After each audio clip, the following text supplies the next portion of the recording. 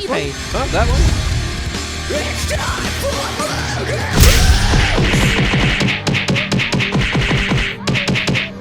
Ow! What the heck? Josh is getting Hello. violent, man. Oh, shoot. Oh. It's the Murder Moose podcast. It's in the game. Oh. It's in the game. Oh, my God. There's an earthquake happening on my desk. It's wonderful. It's called a weasel. She found a piece of plastic that's attached to one of my cables that I'm using for cable management, and she has decided it is hers, and that it upsets her for existing. Hello, and welcome to Murder Moose. Make sure you manage your cables. Yeah. Because Or if else. you don't, I mean, apparently the lesson is if you manage your cables, you will piss off the demon cat, and she will destroy everything. Because Weasel is like the goddess of destruction. Anything she touches goes like kaboom. She has stopped Kintinue stream this week. She has, in the last, what was that, on Friday? Whatever it was. She is fucking up her setup before the stream. She has Desynching killed Kim. my setup 3 times since we started today with all of our prep for the podcast. So, I had to Talented. rerun some wires. We're doing good. And now she's trying to rip apart my existence. But I love her with my entire soul. And if anybody ever messes with this cat, That's Lord like help Gizmo. you. Gizmo is the most fucked up little dog in the world. Like, he has rage issues and poops on things and does this and that. But I still love him. And if you mess with Gizmo, I will use your testicles like a speed bag. I'll be like,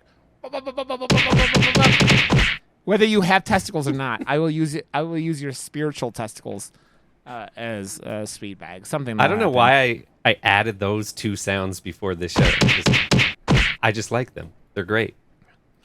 Because you woke up and chose violence today. Violence. It's in the game. Someone fucked around and found out, Josh. Yes, we are the Murder Moose podcast, part of the Slash and Cast podcast network. It's in the game. It's in the game. In the game.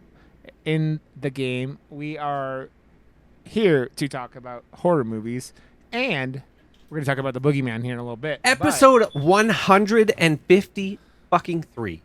We've been doing this Ooh. for 153 episodes. It's almost, dude, we're at 3 more, and it'll be 3 years. It's crazy. So, 4, Actually, 5, 6. I just celebrated 2 years of sobriety the other day. So, hey. Hey, congratulations. We're very proud of you. Swinging that moose cock around and just showing everyone who's boss. I wonder. I had a friend go, congratulations on 2 years. And I was like, fucking walk in the park. And honestly, it has been. It's been weirdly, it's like that ADHD thing. It's like, you know what? I'm not doing something anymore. And I turn it off and then just turn my back and walk away. Is Not it bad everyone all can of do a that. Is it bad all of a sudden I wanted to Google how big is a moose penis just because? It's that big. There's some things you wake up and you want to know, how, and I don't know after that. And yeah, and here we are, you beautiful people. We are back. And this should be a fun little discussion. How the fuck are you guys, though? How are you, Josh? How are you, Ken? Ken, besides having the chaos gremlin in her life that is Weasel, who destroys everything she touches, is everything else going well over there? Ken, you gotten your long-awaited Starfield game, the game that speaks to Kintinue's soul. Ken is like a loving parent who doesn't see anything overlooks even the bad things her child does, and Bethesda's her child, and her child has done a lot of bad things. They did Fallout 76. Hey. They did Fallout 4. Hey. Okay, they're bad things. You can love them just the way they are, but they're bad things, kid. No. It's okay to accept They're not bad things. Kid, every time something comes out on 76, I hear how you talk about it. You're not very kind to it. But it seems like you've been enjoying Starfield, and even though I don't think the reviews have been outstanding, I'm just adding syllables onto words now, but I I mean, a lot of the reviews have been actually really good. There's a lot of so just so that we're all clear, Twitter X, whatever bullshit we're calling it these days, because if you buy a subscription to them, you can generate income based on your engagement. People are creating a lot of false clickbait rage things, and they're utilizing Starfield as a big platform to kind of test that. So a lot of people are intentionally making really shitty hot takes about Starfield, including the fact that you can choose your pronouns.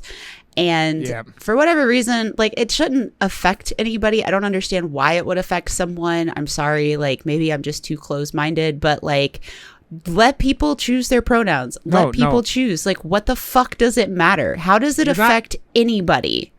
It does. It's not multiplayer, first of all, so it's not like it's being shoved on you. Second of all, like, you literally can choose what you want to do. I mean, it's just the same as if you go back years ago when you could choose to be male or female and everybody lost their fucking mind, right?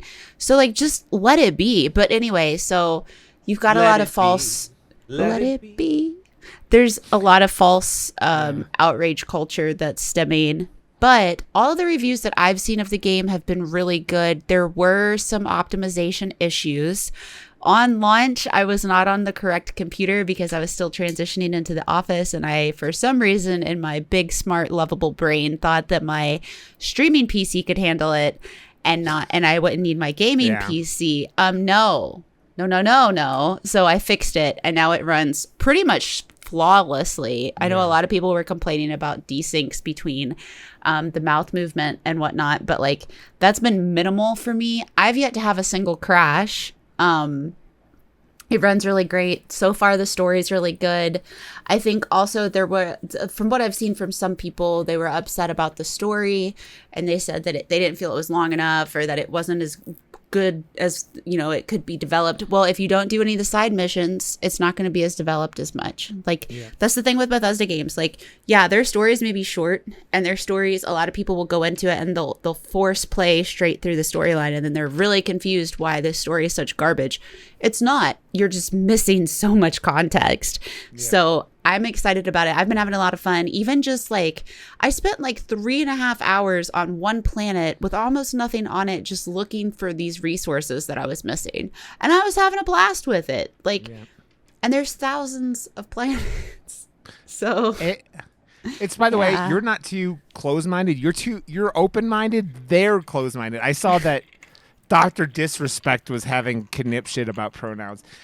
If you are having a conniption about someone having a pronoun, you need to re-examine your own life and your own existence. Reevaluate what's important to you and in your world. And if that's something that you feel is really influencing your decision making on your day and how it affects you day to day, then it might be time to really sit and think about where you're at in life and what exactly you're hoping to accomplish, because things like that really should not be affecting you.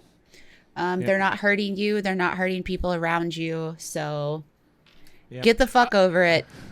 Move on with life. Yeah, I've watched you play it a good amount, Ken, and it's looked fun. I'm still balls deep in Baldur's Gate 3. And which seems like it will never end. So I will, at some point, probably play Starfield. I'm glad that they launched the game not completely buggy. I'm glad that a lot of the game is easy to joke about because it is No Man's Sky had sex with Mass Effect, and then Bethesda shoved it into their engine.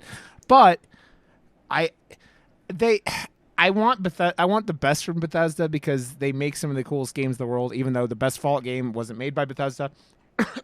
New Vegas. New Vegas. But yeah, I think that they have it being successful is just as important because they're one of the biggest, companies in the whole gaming industry, and they make some games that like people get really passionate about, and I'm glad. Yeah, I think that most of the things that like I saw, Ken, weren't all, like IGN gave it a 7 out of 10, and in most of the stuff it was just like I heard the biggest problem that I heard about it repeatedly was that it takes too long to get going, to get really like synced That's up into it. any game like Yeah. that. Yeah.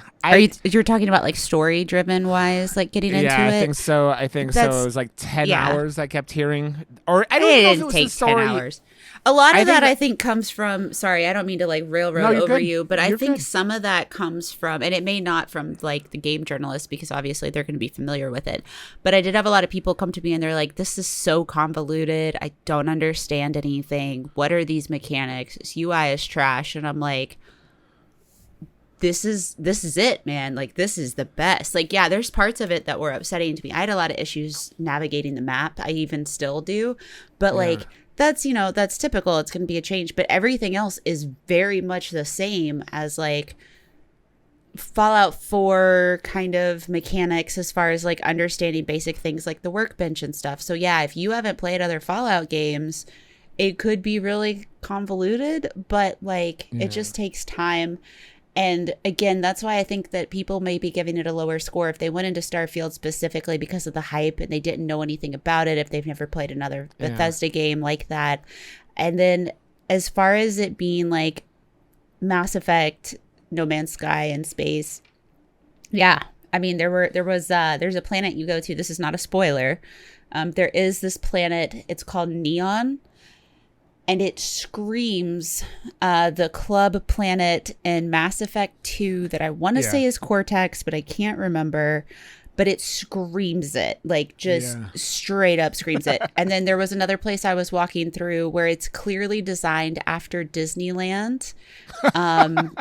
Like literally the layout is the Land of Tomorrow section, and it's wild. And I was like, this is Disney, which is cool. I'm not bashing it. Yeah. And then there are a couple places where I'm like, man, this is Fallout 4 skinned like hard.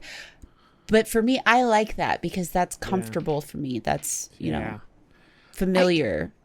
I just let people enjoy what they enjoy, man. I just I like, mean, you don't have to love it. I'm not saying, oh, you're Yeah. awful. Because if I did that, then everybody would hate me because I love Fallout 76. So, You know what? Again, Fallout 76 is just the easy punching bag because of all the shit that went through it. But like again, the game isn't hurting people. Just let people enjoy their shit, man. yeah. I'll give it like I was giving it like a little bit of shit because it's easy. Because that's the thing about Bethesda. Bethesda makes it so easy to give them shit because it's just like Blizzard. They just shit in your cereal and then they're like, "Why are you mad? We shit in your cereal." And it's just like all PR bullshit, really, most of the time, right? Like Todd Howard is not connected to the real world, and it is like. Obviously, after that Fallout 76 presentation, you're like, oh, this man is really not presenting. Like, I'd seen enough Todd Howard memes in the last few days after that Starfield came out. But, like, all I can say is after watching it, I'm like, this game isn't crashing. The minimal, like, things that I'm seeing are okay. And, like, it seems like the community is enjoying it, which means the people are enjoying the game. So stop bitching and complaining and trying to get attention by being negative Nancy's. You know? Well, that's just how every game launches now. Like, I've come to terms, like, I guarantee you when Lies of P drops, people are going to be bitching that it's too hard, that it's not long enough. It's not long enough. It's too long. It's too dark. It's too light. Yeah. Why are they ripping off? It reminds me of Pinocchio. How come they ripped that story off? Bitch, because that's what it's based on. It's Pinocchio. And you know it's gonna happen, and it's gonna get review bombed. Yep. So people are poop heads. So, well, I'm glad you're enjoying it, Josh, what have you been up to besides being sexy? Like, are you writing mooses and like singing "Oh Canada"? What have I been doing? I got a new pillow because I was in pain, so now I'm good. I got a new pillow. Oh wait, I watched the new Ninja Turtles and it was fucking good, man. Was it? Really good. I hear good things. I would like to check it out in the near future. It's on my to-do list. I feel like they updated it appropriately, like what Ghostbusters stumbled with the female version and then tried to like make up with. It was like almost the same sort of thing. Like they updated it for the new generation and made it like, it was like, hey, this is just kids nowadays, but they're also fucking Ninja Turtles. So I don't know. Yeah, it was good. That's good, man.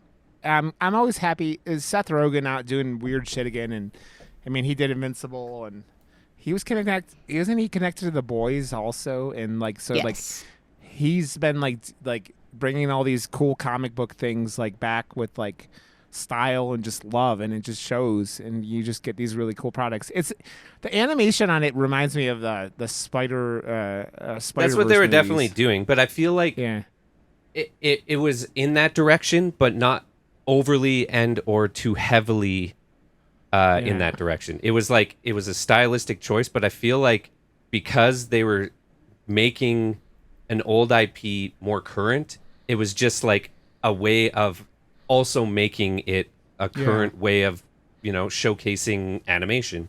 And this is what like kids are used to now. I don't know. It didn't feel forced, and that's what I was scared. I felt like it was going to be too like copy of what Spider-Man did, but it wasn't. It was its own thing, which is good. I mean, we have to come to the like terms of the fact that hand-drawn animations is a thing of the past. It takes too long. It costs too much money, and so it's like you have these things that aren't hand-drawn animation trying to imitate it, and like, okay, you just have to come to terms with it because that's what we live in. And the rare occasion where you see hand-drawn animation is just gonna be I was gonna say a couple things before we dove into this. I found this show. Have either one of you watched the show Murderville on Netflix? No. With where it's like, so the whole concept is it's the guy from Arrested Development, the magician guy. What the fuck is his name? Will Arnett, and he the magician guy. Yeah, well, there's a magician episode of it, and they have like, there's 6 episodes and then there's a Christmas episode, but like in the 6 episodes they have a murder happens, and he always has a training partner, and it's a random celebrity that they don't give him a script, and they're just like doing improv of this whole thing. And it's got like Conan O'Brien, Sharon Stone's. I did watch one, and I was like, this is pretty terrible actually, and I liked it because it was terrible though, because it it's the improv thing of it. But I watched the Conan episode because that was the first episode, right? Yeah. And I like it. I don't know. It's stupid, but it's stupid in a fun way, and it's just like it's just a thing where people are having a good time, and it made me giggle a couple times. And the episodes are like half an hour, so it's like not a huge time commitment. That What We Do in the Shadows season 5 ended, and I loved it, and I'm interested where they do with the next season of the show. And so there's that, and I think that's about all. Why don't you tell us about what all you did this past week? I went to Res at Res Rocks, so that was a good time. So I raved out. I went, and I just raved out for a couple hours, and I had a good time with that. And that's, and I watched Poodles. You can see Lilith behind me. Ezekiel _I and Classy Katie were at Burning Man, which has been a disaster apparently, and they may be stuck there. I don't know when they're coming to get their dogs, so I just may have 2 new poodles for the rest of all time. Yay! So they're very lovely dogs, but the problem is they're COVID dogs with 2 owners who don't leave the house. And they're very, very, very, very, very needy. So, but they're lovely dogs, and I am like Trick is on top of my foot. Lilith is right there. So yeah, but they're great dogs. They're just very needy. So okay. Anything else we want to talk about before we dive into the Boogeyman? I went and watched the original They Live in theaters yesterday. Oh yeah, that was awesome. I hadn't seen it before. I know, disown me. It was great, and I had an absolute blast. If you get those opportunities to bucket list movies in theater, like, or if it's like an original print, fuck, it's such a cool thing. And It's like a privilege because you haven't Yeah. seen it before and you get to see that for the first time. Fucking take Well, that's it. why So that's cool. why I think I fell in love with the original Texas Chainsaw Massacre, was because I saw it in theaters for the first time, in my late teens. Cool. And they're doing, so their Fathom events is what they're called. They're going to be showing The Exorcist for its 50th anniversary the Nice. first week of October. And then they're also doing Christine and The Birds and like some other ones for this month. Have either but of you seen the trailer for The Exorcist? Like I the have. new one? Yeah. It doesn't look good. It just I'm looks not so. excited. It looks so cliche and like all Looks the very tropes. vanilla, Yeah. very just meh. Mm-hmm. I refuse to watch trailers, and I don't know why you guys are they're doing this to yourselves and watching trailers, and nah. No, the don't only know. reason I watched it was it showed up in a theater, and I was like, Oh, that will do it. Yeah, I was like, I don't know. And then I've got friends who are like, oh my god, it's gonna be so good, and I'm like, oh, okay, Just because of the name, right? I don't know. yeah. After the 3 Halloween movies, which I enjoyed, although they were a little like unevenly done, you have to go. I don't know, man. Like, and let's be real. I love that's how our love of those movies are on different ones. Like, Yeah. I hate the second one, and you love it, and I loved the last one, and you hated it. So I didn't hate the third one. I just thought it was weird. I thought it was a strange movie that felt like it felt like Drive if you somehow included Michael Myers in it. yeah. I like that movie though. I liked it. Don't get me wrong, man. I liked all 3 of those movies. I just think like that we're they- getting this studio horror. Like, this is the post-COVID world, Yeah. so we're getting like a lot more. Like we're talking about today, the Boogeyman, more studio horror. Yet last week, studio horror. Like it's just there's an abundance, and I'm into it. Well, did you hear? I don't think they have a release date. They made they shot an entire trilogy for The Strangers, and they're going to be releasing them at some point. They did. I shot, knew they were doing 3 some, movies. but Yeah, they've already shot all 3 of them. wow. So it's you're doing these things where it's just like, yeah, and I mean, And then they're going to release it as a TV show. I don't know. I have no idea what they're doing because they haven't done. I don't think they've said anything about it. They were supposed to do a Comic-Con panel, and then the writers' strike or something, and everything happened. So it didn't ever happen. So yeah, we'll see. It's a new day, man, and these are the only movies that seem to like make money because they don't cost anything, and then we'll see. Like Five Nights at Freddy's comes out next month. Well, I saw right? the trailer for that too, and it looks fucking terrible. I mean, that movie could probably be bad as shit, and it will still make $1 bajillion. Oh yeah, it absolutely will. Because I mean, Five Nights at Freddy's is now at this point so predictable and so played out in its own right. I mean, it did kind of, capitalize on that, which is great. Nothing wrong with that. I'm very happy about that. It's definitely going to draw in. I don't know, what is the rating on it? I assume PG-13 because I was going to say, like, they they've got to would be be- pulling in the kids for that one, which will be a good intro to horror for some Yep. kids. But I'm not going to go see it. Like, the lore surrounding all of it's great. Like, the concepts behind the author are great. But, like, Dude, there's like only 3 exactly other what I- ones. There's like 3 other ones that are out that are the same premise. There's one with Yeah. Nicolas Cage that's out. Yeah, we It's did the it. same fucking premise. we did it on this podcast. We did, yeah. a while ago. Yeah. Yeah. I've only played the game in VR, and that game is fucking horrifying in VR. So I don't know about outside of that, but like, that's because the shit just pops up on you, and I just like And VR horror, man, is one of the most horrifying things of all time. If you've never gotten to play games in VR, horror games in VR, they're just horrifying if they're done well. The Exorcist VR game almost killed me in VR. Like, there was a scene in that game that just, I've never been so terrified in my entire fucking life. I was just like, except maybe when I did the VR walking the plank game, which, because I hate heights, and that game made me almost shit my pants. So, okay. let us dive in to the Boogeyman from 2023. I'm going to read the synopsis as follows. Still reeling from the tragic death of their mother, a teenage girl and her younger sister find themselves plagued by a sadistic presence in their house and struggle to get their grieving father to pay attention before it's too late. First off, I have a couple things about this movie. I enjoyed the shit out of it. It's funny because we watched Cobweb last week. I'm like, this movie and Cobweb, like, I feel There's like I said vibes. Yeah, I said it last week too.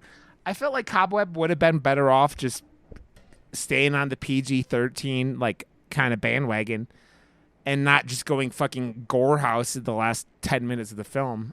But like, it's funny because this movie reminds me a lot of it, although this movie feels more grounded in like the real world, like compared to Cobweb. Cobweb had that like weird off like thing. But I enjoyed it. I mean, what was your guys' like opinion, Josh? You go and then we'll do Ken. What was your like thoughts of this?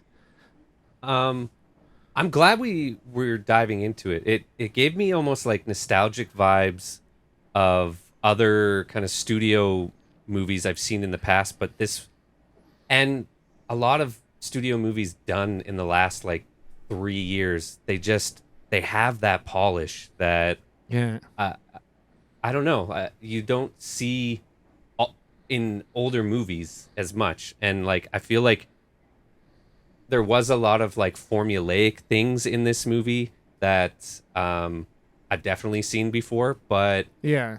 the overall like vibe this movie had and the tone and everything, like this family gets dragged through the fucking shit. Like they are, you have to feel for them because it's terrible. And I was like, man, this is like, for empathy's sake, this is a hard fucking movie to watch for what they're fucking going through. And I don't know. I really enjoyed a lot of this. I just hated the way the fucking monster looked.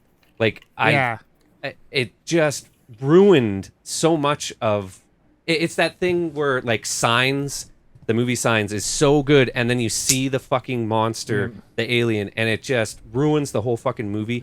This isn't as bad because it's very much in the shadows and stuff, but it still is really lacking in that department.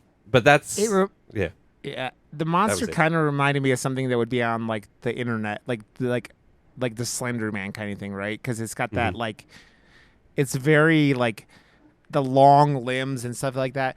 And you completely nailed it, in my opinion. This movie thrives when it's not showing the monster, when it's not doing that stuff, when it's just the dark and the Yeah. camera's not moving, and it's up to you to be like, oh no. Oh, fucking no. Because it does it so well and leaves it to, oh my God. Like, I had to come downstairs right after the movie, and I was like, I'm turning the light on. And I'm like, that's a good movie. Because I had to. But still. Ken, what was your thoughts? Well, I saw it in theaters when it came out, like the day it came out, and then I rewatched it. The pacing in a few places feels odd, but it just solidifies the fact that at no point in time in my entire existence will I ever live with someone who's a psychologist, a therapist, a psychiatrist of any type that decides that they're going to open their practice in their home. That never seems to go well.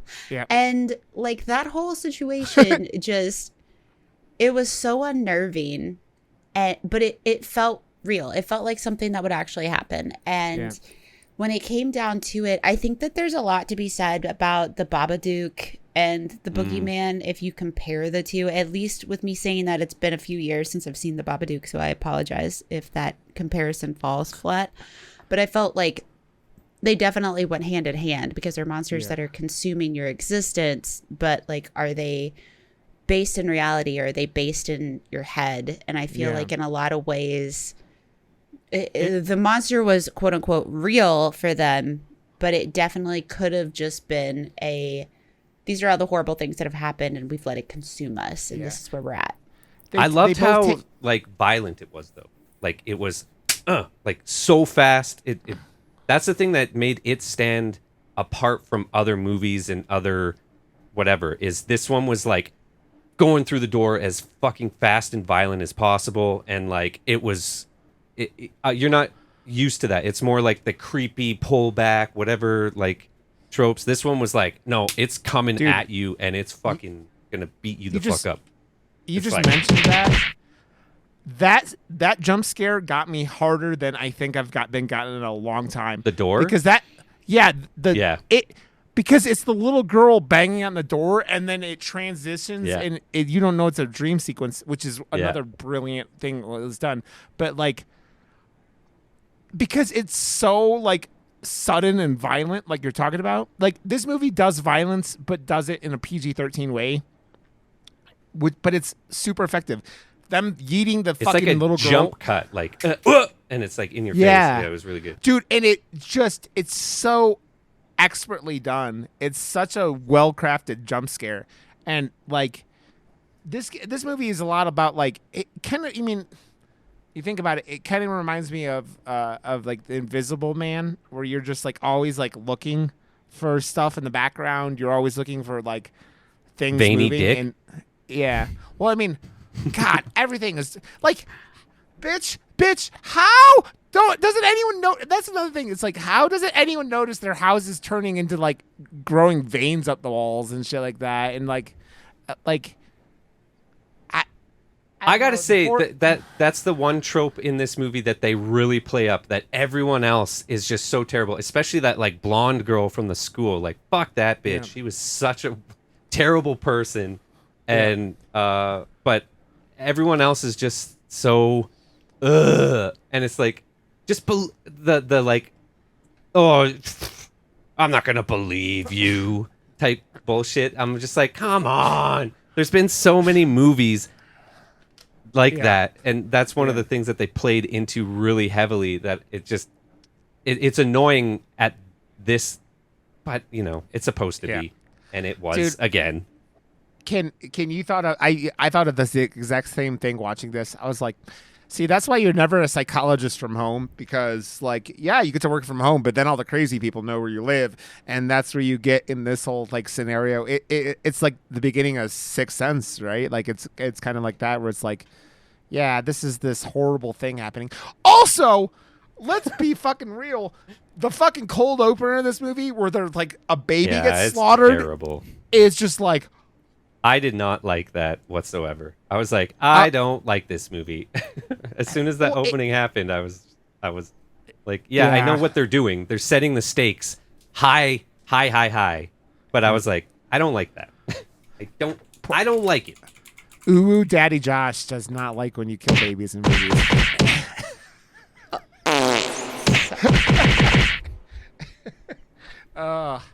No, it's a fucking. Excuse me. Ooh, woo, Daddy and Josh. Ooh, woo.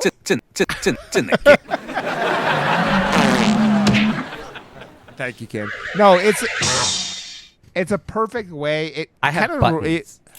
You do. It's very much like the opening of the Quiet Place, right? Where you like, right? You stakes are high. Yeah, you take out a toddler right at the beginning, and you're like, oh yeah, we ain't fucking around here. We are taking out small children. I'm not gonna lie, I don't remember the opening scene for this. I was just looking it up because I was like, I don't.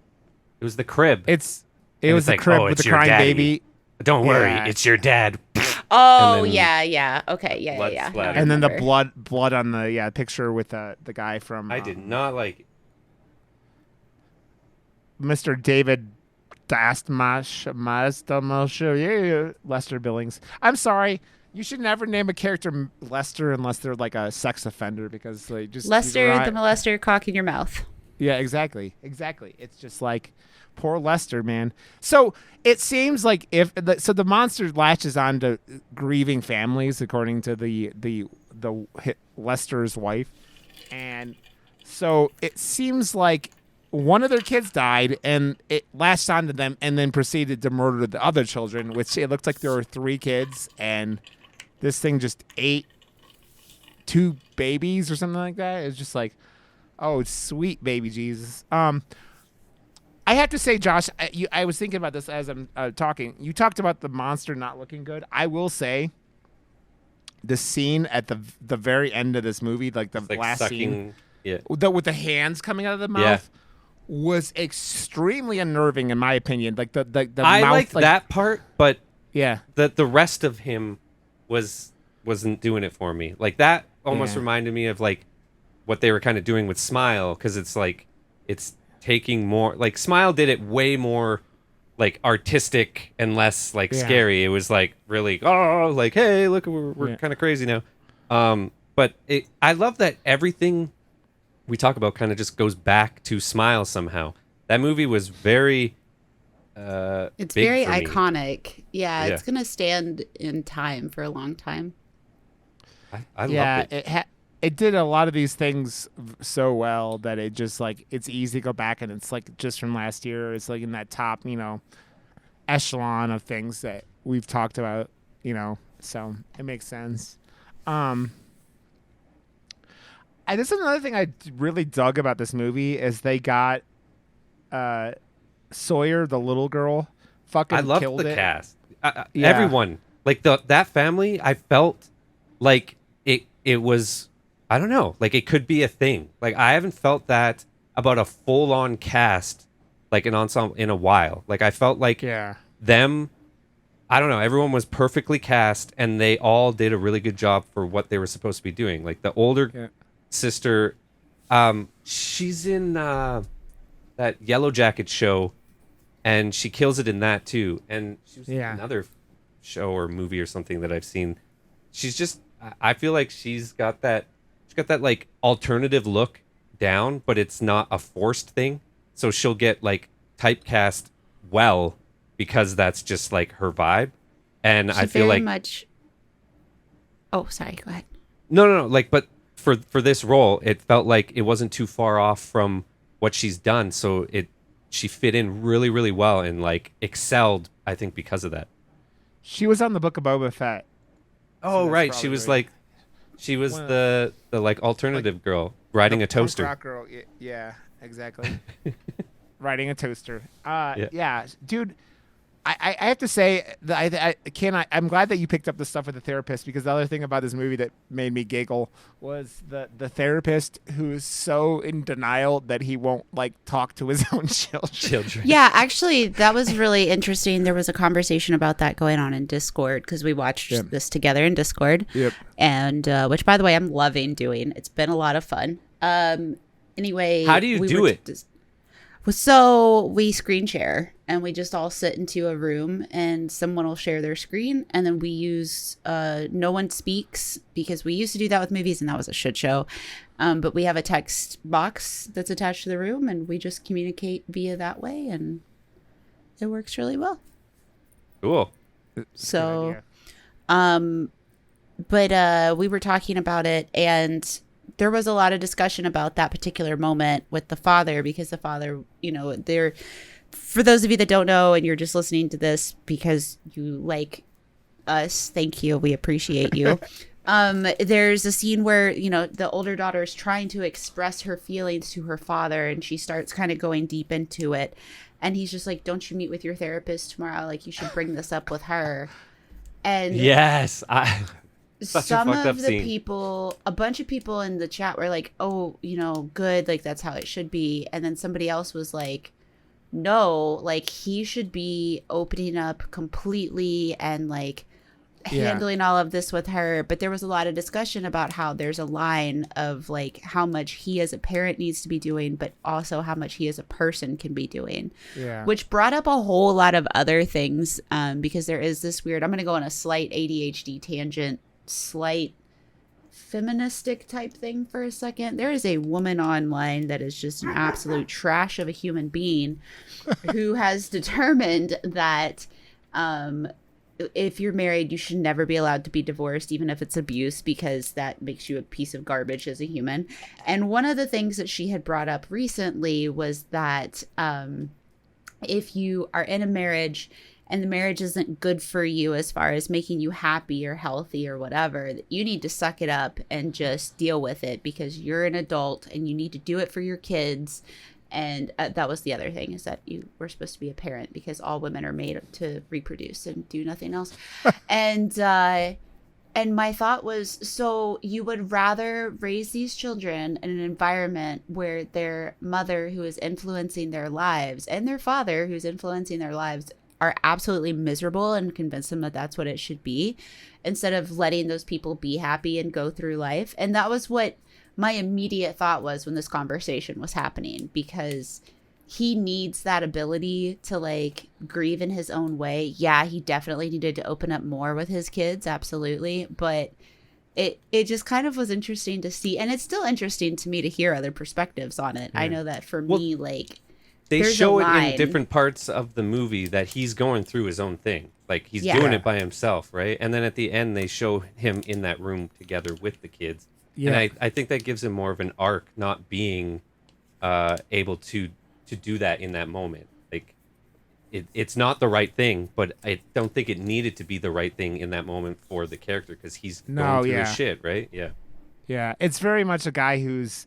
I didn't want him like being a therapist for his daughter. I just wanted him to be there for his daughter, and it didn't 100%. seem in that moment he was able to do that, which is, I mean, it makes sense. They said it was like a month after the mother died in that car accident, and you kind of get a better perspective of it, like, because he kind of opens up to the daughter in the hospital, where he's like, this is where they brought your mother before she died, and blah blah blah. And it's But just she's like the true detective, like scribbling on the thing and listening. Like, I don't even think he listened to his own recording after he did it, and she listened all the way and heard like that conversation the guy's having with the monster.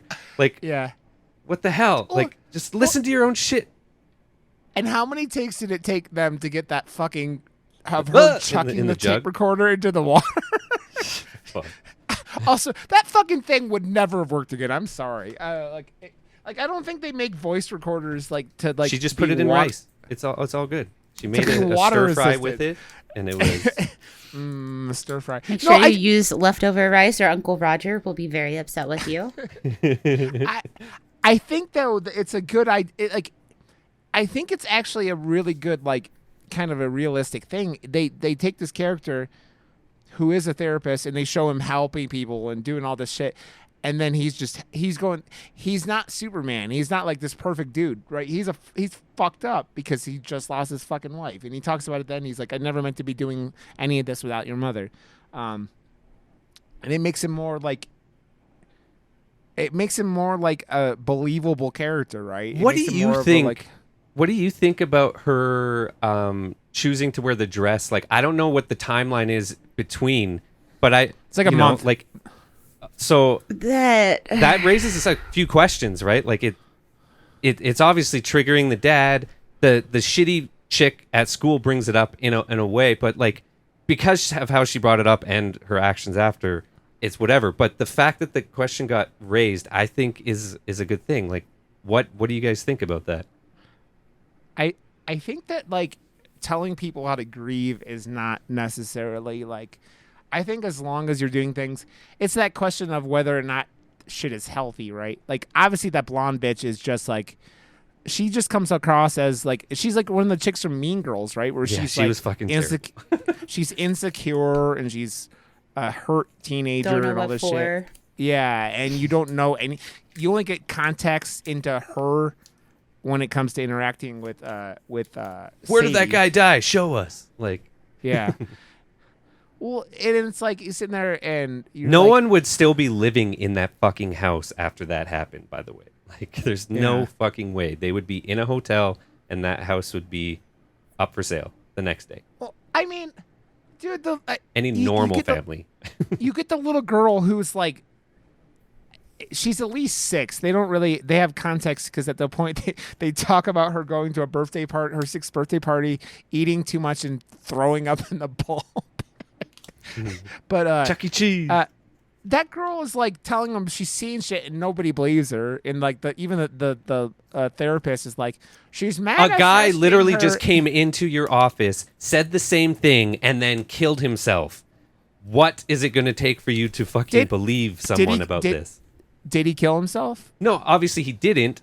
But to him, in his eyes, in that moment, this is what he thinks. It's very stubborn. And that's where Yeah. the annoyance part for me comes in. I'm like, Yeah. this is very stubborn. And on. Also, I think that a lot of the sound in that scene in particular, it wasn't like, because I ended up like watching it and then turning on the subtitles a little bit in. I like a lot of the monster stuff, especially, is very like, I think they could have raised the level up a little bit to be a little more, because whenever you do shit like that in horror, especially, it feels like you're missing shit when you don't get the like subtitles on, because you're just getting like mumblies and stuff in the background. And was the movie scarier to you before you knew what he looked like? Yes. yes, 100%, right? Exactly, So, yeah.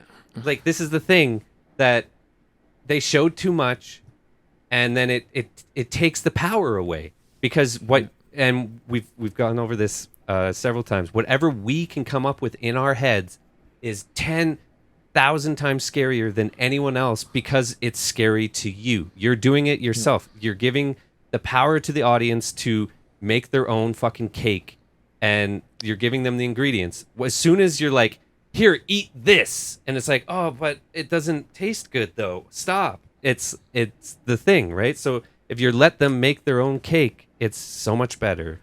I recently, the other night, and Ken, you're gonna get a kick out of this. I had my first nightmare that I really remember, like as I woke up right after it, and I'm pretty sure I pictured a goat that was like red and black, like striped like a tiger, but like with no hair, and then like its neck stretched out, and I'm pretty sure it was a skinwalker, and it like made some weird noise and came after me, and like ran at me, and I'm just like. And it's just why I bring this up is like it's that exactly what you're talking about, Josh. Your own brain is like pushing this shit and is way more. The monster was very CG, and when they didn't use it, like when they used it in the background and whatever, it was way better than like they had scenes that reminded me of Hereditary, kind of like, right, where they're like in the corner, the walls, the fucking was it the scene in the therapist's office where the fucking red light is going, and like you're seeing it up on this is great. What it actually kind of fucking therapist? Like seriously, she was like morbid. The wild thing about that is the what's it called? Not assignment. What's it called?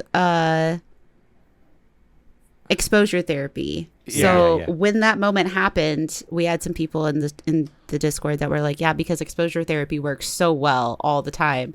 My therapist just put me under exposure therapy request.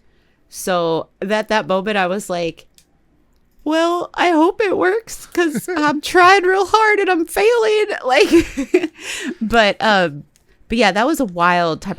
I don't know, something about the way that was done. I don't know if I'd be comfortable with my child doing that, but I don't know. For those of you that don't know and haven't watched this, there's a scene of exposure therapy where they're in her office. It's the young girl and her older sister. She brings out a red glowing light, turns off all the other lights, and slowly reduces the amount of time that the light is on, because the little girl is afraid of the dark. Yeah, and it's blinking. It felt like thrust upon a little, like there was hardly any lead up to it. It's just like, oh, by the way, yeah, fuck you, get over it right now, and this is what we're gonna do right now. I'm just like, holy shit, what the fuck? Like, yeah. Well, I mean, it's that thing where like, I mean, kids shouldn't be afraid of the dark, right? But like, it's also the dark, like, it's when a kid is seeing the Boogeyman, but it's the legit, actual, real thing. You know, who knows? Well, dude, maybe they are allowed, Rod. I mean, they are, but if the Boogeyman was real, Josh. I'm kidding. But, dude, I still think this movie had some really awesome scenes with the little girl and the ball, like her dropping the ball. Like that was like the first trailer I saw. Like at the moonlight was such a good like. I loved that, and as someone who had a stepchild, who slept with the lights on for a very long time, that would have been a godsend on so many levels. I know it's that a cool looking light too. It's such a great nightlight idea. It's such a like, you know, they can cuddle it, they can stay like whatever. Because pillow pets, the light up pillow pet things were bullshit. I don't remember actually what they were called. But yeah, that thing was cool. Yeah. I love Well, it. I mean, that was one of the better like scares in the movie, which they fucking ruined in the trailer. Right? That was like I the whole know. trailer. But like her dropping it and doing that, like turning the camera upside down, so like you're looking face up with it, and then you seeing the face of it. It's just like, yes. All and- the things they did like that worked though, like the tooth Yep. thing, and oh yeah, like dude. it was catching you pulling- off guard and yeah. like violent on the door and stuff. Like all the stuff with the doors was so violent, which is great Yeah. because it was Dude. caught you off guard. I think that doing this right after fucking like Cobwebs, I said, like it's very. I think that this movie stayed in like accessible horror. It reminds me of things like Insidious, right? It's like Yes. PG-13 horror just done really, really well. And just being able to show you that you don't need gore, you don't need things. I mean, we all like gore. I'm not hating on gore. I'm just saying you don't It's not need needed. it. Like No. it's not always needed. Like in Sixth Sense, one of the scariest movies ever, in PG-13. This movie was done really well. I mean, Insidious. All these things are you just showing you that you can do this stuff. And I mean, think about it, man. Like, go off about like I'll bring up Blair Witch Project for the 9 billionth time on this, or even things like Paranormal Activity. Those movies were rated R because of language, not because of violence and gore.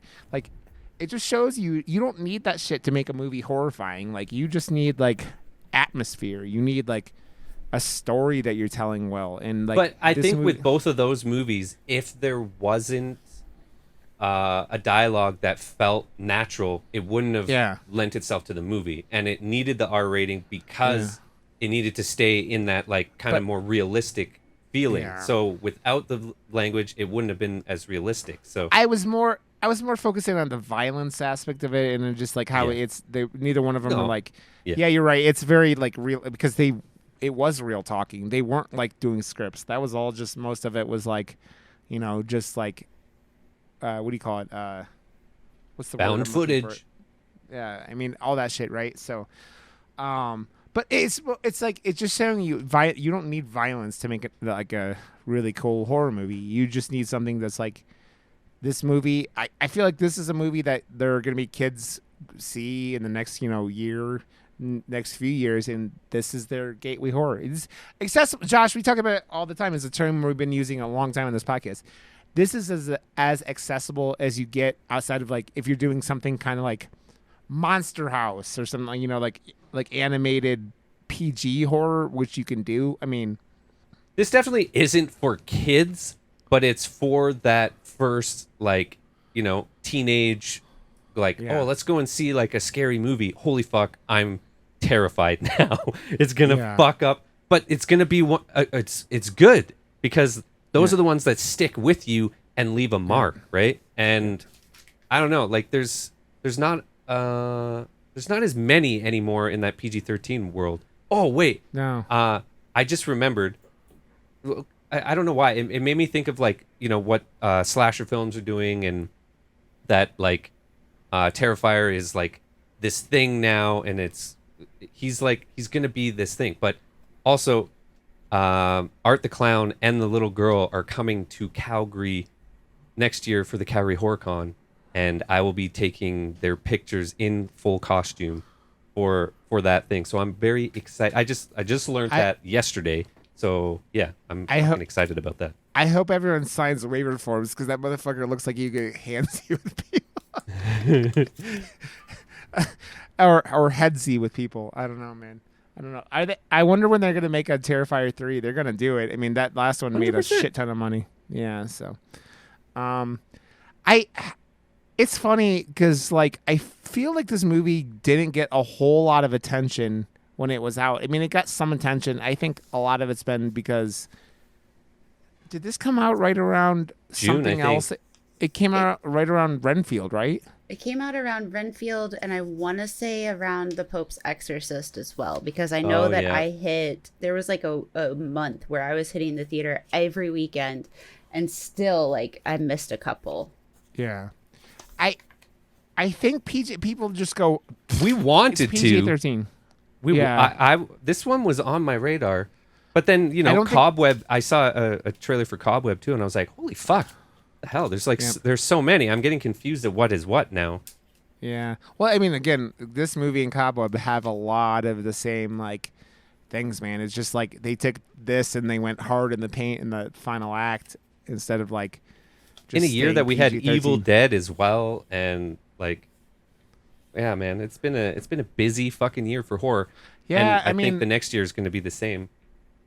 we still have the Exorcist movie coming out. We have what else do we have? Oh, we have the Five Nights at Freddy's, like I already mentioned. We have, I don't know what else is coming out. But Well, because we're right on that, like we're about to turn that corner, and all the ones that we didn't even know about because it's Halloween season coming up are going to start coming out for the full month of October or the lead up into October, like late September stuff. So I think there's like literally, I heard of like 7 other horror movies coming out in the next like couple weeks here or something. Nice. The Nun 2, The Exorcist, The Saw Nun. X, Five Nights at Freddy's. There's a new Pet Cemetery coming out. What? Sometimes that Pet is better. Cemetery Bloodlines. Oh God, Bloodlines is not a good. It just makes me think of Hellraiser. A Haunting in Venice. Oh right.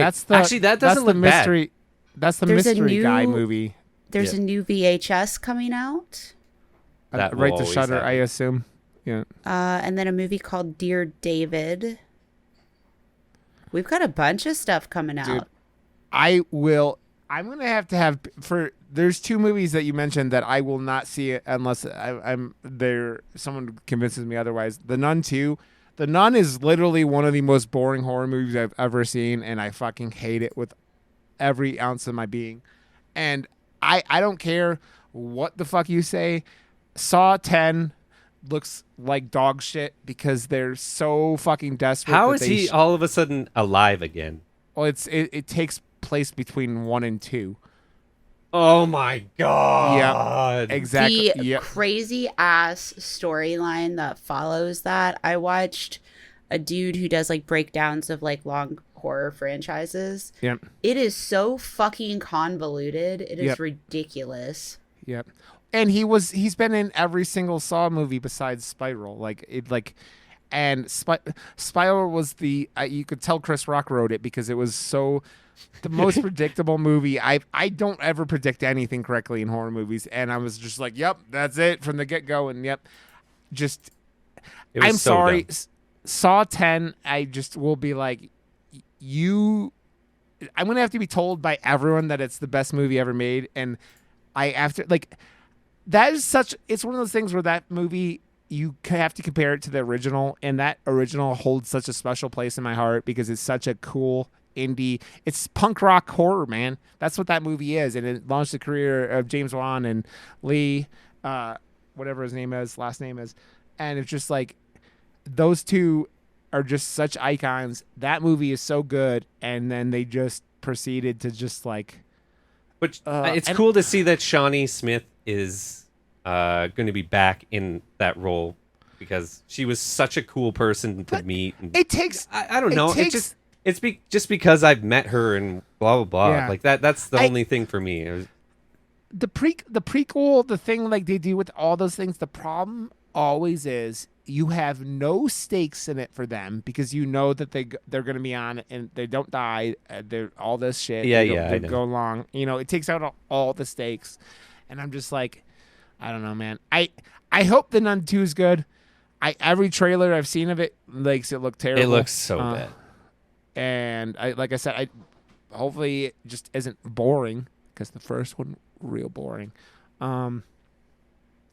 Did we have something we wanted to talk about next week when we go into all this? Or Josh, you're mentioning the Perpetrator, maybe Alicia Silverstone, a Shudder original that just came out. I'm down. I'm down with doing Shudder. I love Shudder, so like they doing stuff. It's cool to see Alicia Silverstone kind of like, reboot her career now, and she's getting cast in a lot of things now. Like I She was always in loved that- her, and She was in that took a real break. bad shark movie we watched. Oh right, yes. So The maybe this one- one will be better for her. Who knows? It's got a pretty cool looking poster. I don't know. A whole bunch of like red faces with really white eyes. I saw the poster, which looks cool. So I'm down. You down, Ken? I'm down. Just type it in Discord so I don't forget. You're good. You're good. Yeah. Again, man, Boogeyman. I want to go come back around and wrap this up. I really enjoyed this. It's not perfect. I think, Josh, I think that part of it, and I've been thinking about this as we were talking, I think that part of that was you can't overdo a PG-13 scary monster because I think you still have that target audience. I think that if they would have kept it in the shadows a little more, it would have helped. But 100%. I think that, like I said, man, that the scene where it's opening its mouth and those hands are like its teeth and are coming out, fucking horrifying. Like literally one of the creeper like, scenes. One of the other people that was taken before her or something. Like, Yeah. it was kind of cool. But it's effective because the character, like, the best parts of this film with that is when you like see its eyes, or you see it like in the background, and it's just like all the stuff when you don't see it. So like, I think that they did a lot. There's so much. This is such an enjoyable horror film. This is like a film I could actually see myself watching again because it's like, it's entertaining. It's well acted. It's short. It was only like, how long was it? It's an hour and 38 minutes. Fucking. Yeah, I know. It had that pocket. I was like, oh, Yeah. you know what? This is. I think I'm gonna really like this movie because it understands me already. Yeah.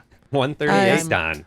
Perfect. Sidebar note, whatever. Terrifier 3 has a release date of 2024. That is as close as the release date as we are getting as of yet.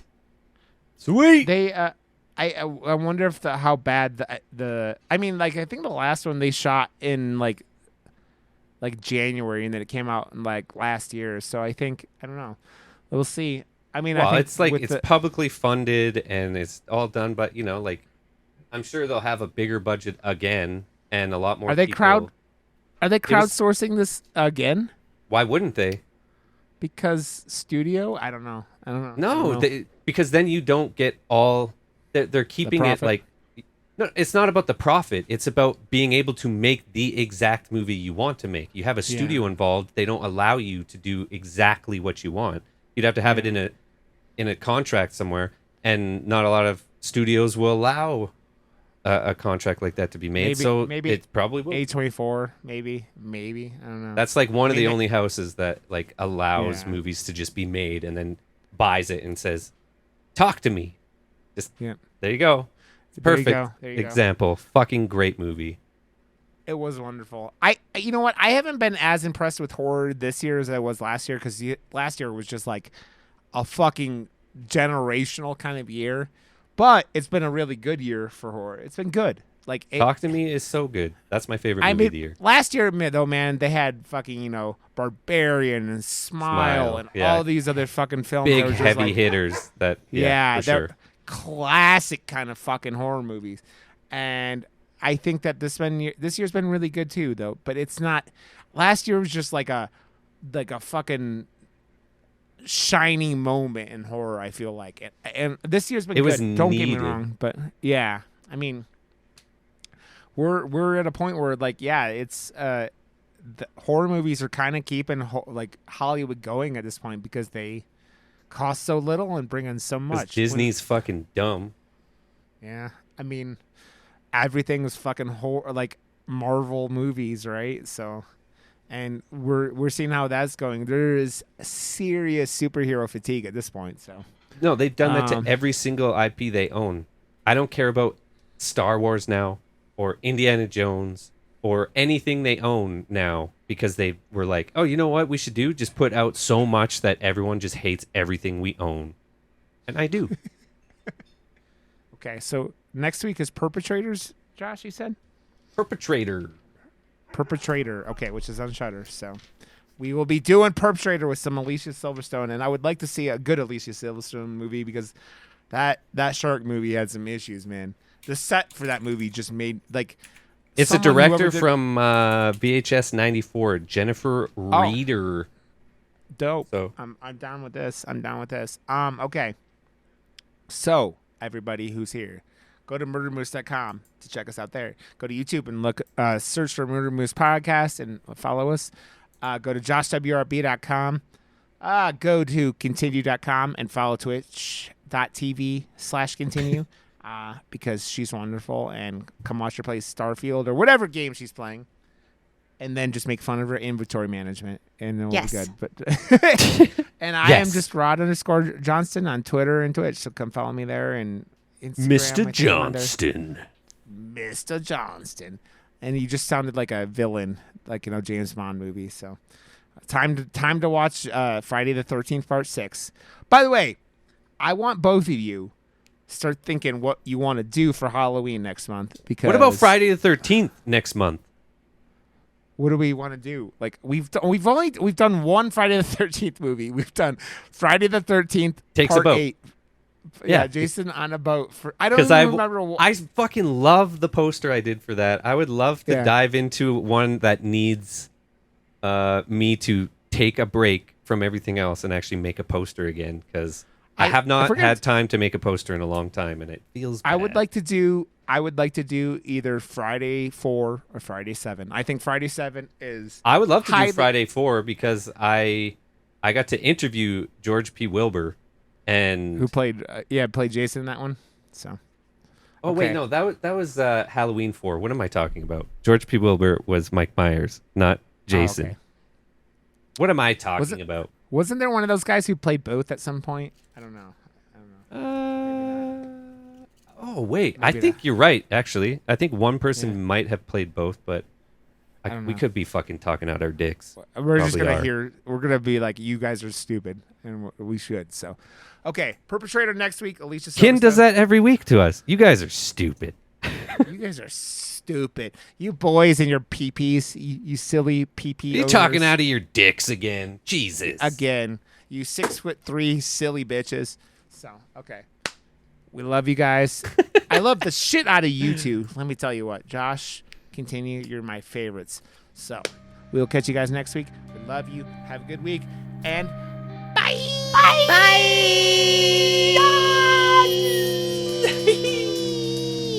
It's in the game. It's a Yes, it is. Yes, it is.